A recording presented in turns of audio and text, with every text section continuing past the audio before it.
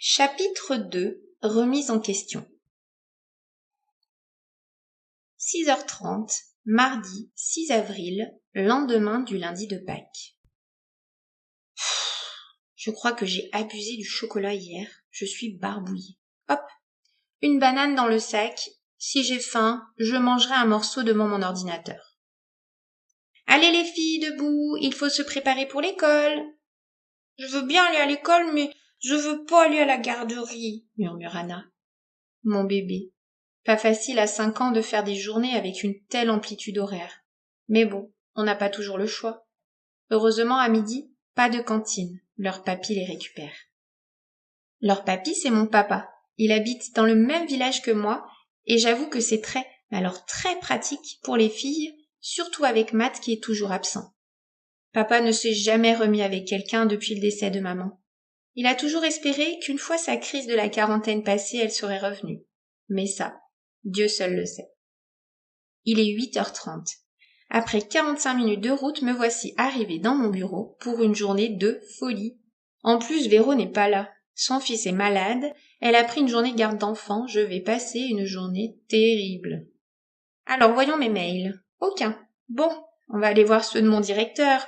Oui, rappelez-vous, je suis secrétaire dans une importante mairie. Donc, disons que je suis plus exactement assistante de direction dans un service d'une grande mairie. En gros, j'assiste mon responsable dans la gestion de son agenda et ses courriers. Sauf que ce dernier doit avoir 5 ans de plus que moi et comment dire, il se débrouille très bien avec les nouvelles technologies. Aujourd'hui, réunion de direction à 10h. Non, pitié, en plus, il faut que je participe. Normalement, comme toute assistante, mon rôle serait de faire un compte-rendu. Mais en fait, mon directeur prend des notes et fait un retour rapide à tous par mail, donc en fait, je ne sers vraiment à rien. 9h. Il me reste 1 heure. Et si je regardais sur Internet ce thérapeute dont parlait Lise hier? Peut-être qu'il a des avis. Je déteste mon job. Il faut réellement que je change. Ouah, le beau gosse! Lise m'avait caché ça. Hop, hop, hop, un petit message à ma grande sœur. Alicia. Yo ma sœur, pas de crise de foi? Dis-moi, tu m'avais caché que l'énergéticien où tu veux emmener Eva est une bombe atomique? Lise. Ah bon? Où t'as vu sa tête? Alicia. Je l'ai googlisé. Lise. Ah bah ça bosse dur. Alicia. Arrête, j'ai réunion dans 1 heure, il faut bien que je m'occupe en attendant. Et là, je regarde de plus près. Il a 2 ans de plus que moi. Waouh, il a un charisme de fou. Non mais qu'est-ce que je dis? Je suis mariée, j'ai ma petite vie tranquille avec mes amours de filles, n'importe quoi. Enfin bon, il n'y a pas de mal à se faire du bien, et puis on touche avec les yeux. D'ailleurs, ses yeux sont d'un bleu, je ne sais pas si c'est la photo qui veut ça, mais c'est... Waouh! Ma recherche internet est interrompue par la sonnerie de mon téléphone du bureau. Je regarde et vois s'afficher le numéro de poste de mon directeur. Allô? Bonjour monsieur. Alicia, vous pouvez venir dans mon bureau s'il vous plaît? Oui, j'arrive tout de suite. Bon, déjà ça commence. Il me dit même pas bonjour. Qu'est-ce qu'il peut bien encore me vouloir? Allez, je ferme tout, il ne faudrait pas que quelqu'un tombe sur mes recherches et me dirige dans le bureau de mon responsable. Bonjour, lui dis-je. On se voit bien dans 1 heure pour la réunion de direction? Oui, oui, ce n'est pas pour cela que je vous ai appelé. J'ai un souci avec ma boîte mail, j'ai beau taper mon mot de passe et il m'est impossible de me connecter. Dire qu'il est directeur payé le triple de mon salaire et qu'il n'est même pas capable d'ouvrir sa boîte mail, qu'est-ce que je fais? Je le traite de blonde? Je ne sais pas comment il le prendrait. Il est chauve. Mais bon, il est peut-être blond en dessous, allez savoir. Alicia? Oui, excusez-moi.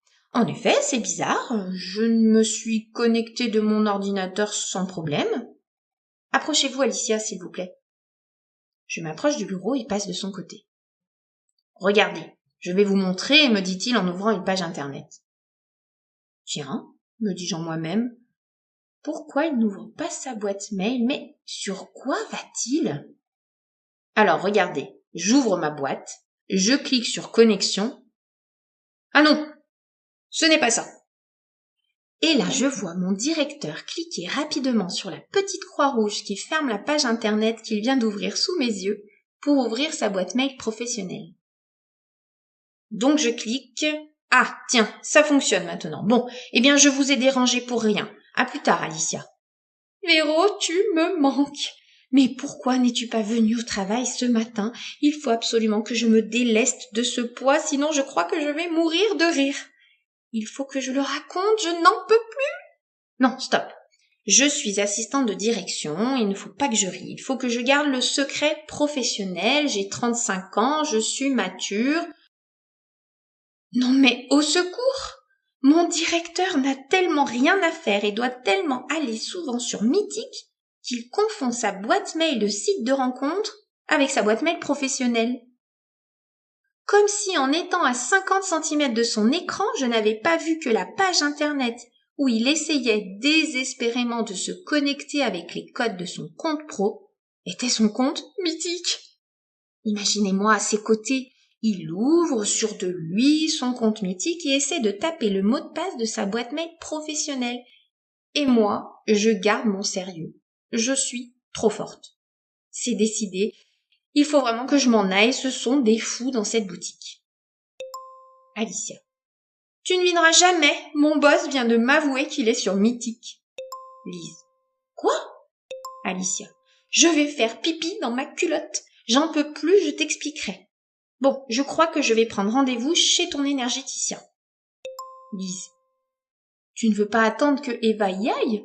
Tu veux essuyer les plâtres avant? Alicia. Sérieux, faut vraiment que je bouge d'ici ou je vais devenir cinglée. Et puis, entre nous, je suis curieuse de le voir en vrai. Mais ça, je ne lui dirai pas. Ma sœur est bien trop vieux jeu pour comprendre mes envies de jeune femme qui approche la crise de la quarantaine. Allez, je me lance. La réservation est possible sur Internet, je n'ai même pas besoin d'appeler. 10h10, je suis en retard à la réunion avec mes bêtises. Bon allez, ce n'est pas grave, je m'en occuperai tout à l'heure. J'y vais vite, même si de toute façon, ils sont toujours en retard.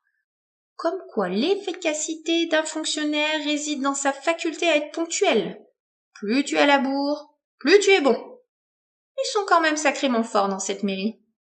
Allez, un petit tour par les toilettes, comme quoi une secrétaire aussi a le droit d'être super forte.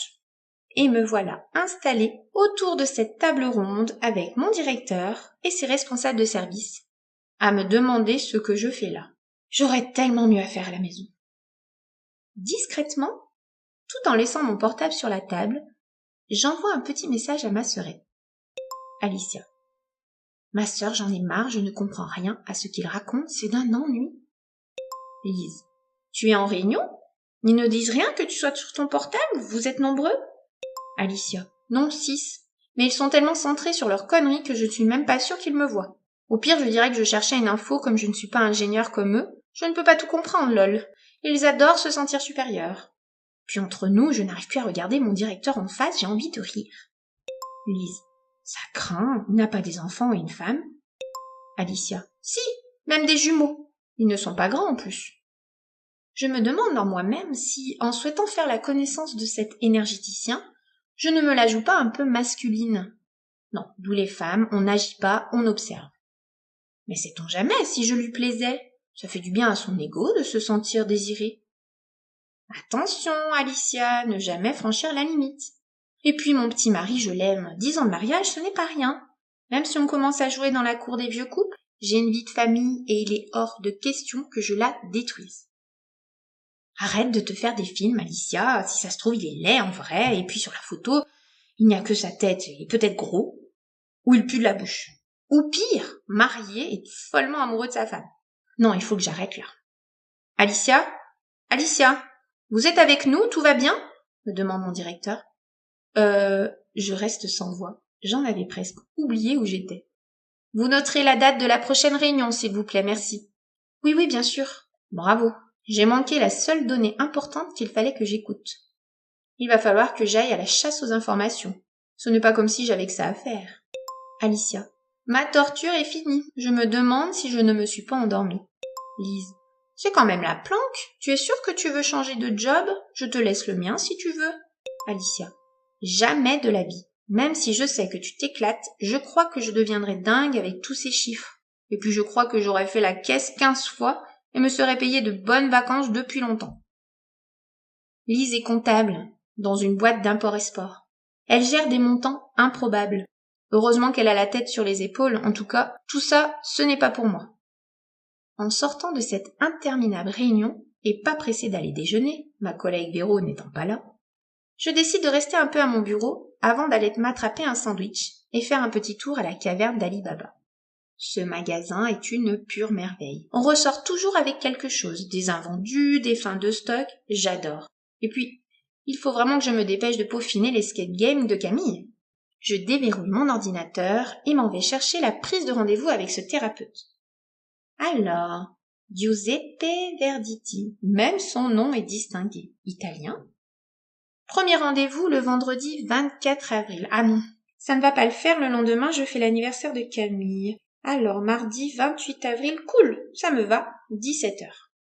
C'est à 10 minutes du bureau, je partirai un peu avant, et puis c'est un cas de force majeure et je ne suis pas sûre que quelqu'un s'aperçoive de mon absence. Si Véro est là, elle me couvrira.